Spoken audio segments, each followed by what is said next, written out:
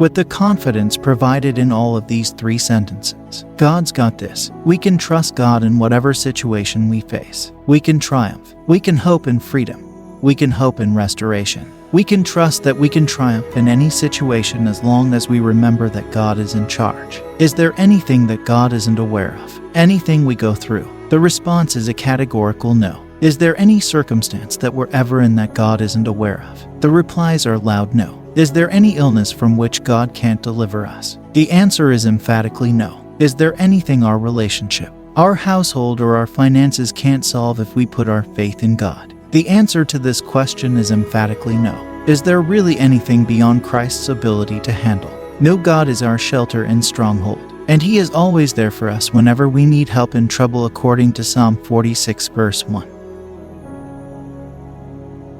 God promises to be a present aid in only one place in the Bible, and that is when we're in difficulty. He said, "I'll be a big help." He also added and said, "I'm not going to be a sporadic present helper. I'm not going to be a here and there present helper." He promised that in times of distress, He would be a great assistance. This means that we never have to be scared in the face of adversity because we know He will always be there for us.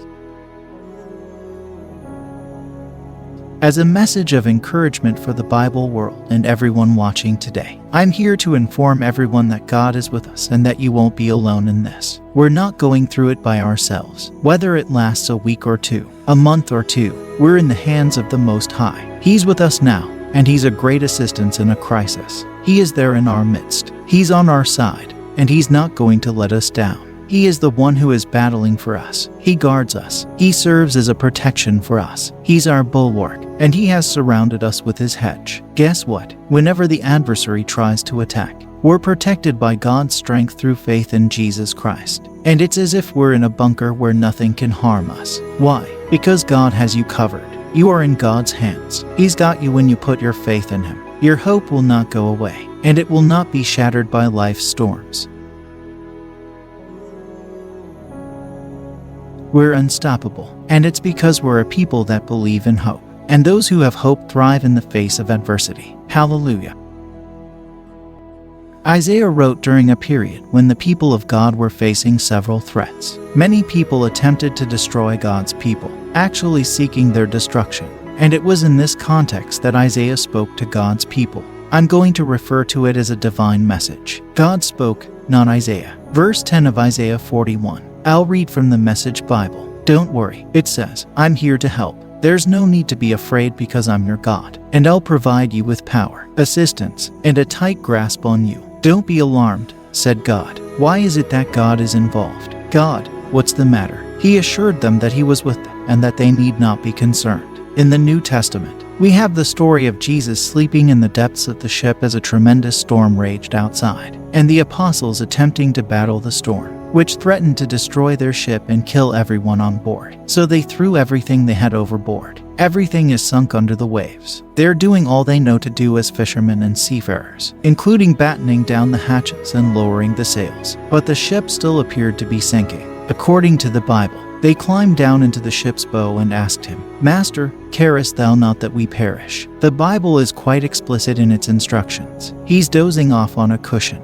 in the ship's bow. And here's something I want you to know that those disciples should have gotten. If He's on board, the ship can't sink. And if He's sleeping on a pillow, we should remain calm. And God said to you and me, don't worry, I'll be there. Understand that I'm in the ship's bowels, that I'm on board, that this ship isn't sinking, and that I'm with you. We must exercise caution so that we do not overreact with terror. That isn't to say there isn't a serious issue, but individuals are expected to respond with faith. We're never intended to react in fear. Instead, we're expected to react with faith in God and a proclamation that He's got this, and that He'll figure everything out for us. We also don't need to be concerned as we've recognized that He's with us. Yes, God is with us. Hallelujah. He's in the boat with us. That's all we need to know at this point. Don't worry, I'll be there for you. Then He said, don't be afraid. He also offered us 5 reasons why we don't need to be afraid. First and foremost, Jesus said, I am your God. Second, Jesus stated, I will give you strength. He responded, number 3, I'll help you. He responded, number 4, I'll hold you steady. He also remarked, I'll retain a strong grasp on you, as number 5. I'm not going to lose you, and you aren't going to be lost in this. God stated, I have gotten a hold of you. In Proverbs 3, the Bible teaches that we should not rely on our own understanding, but rather trust in God with all of our hearts and minds. If you give Him control of your circumstances, He will lead you along the right road. Put your trust in the Lord with all of your heart and don't depend on your own understanding. Someone has been trying to figure something out right now, and you haven't been very happy about it.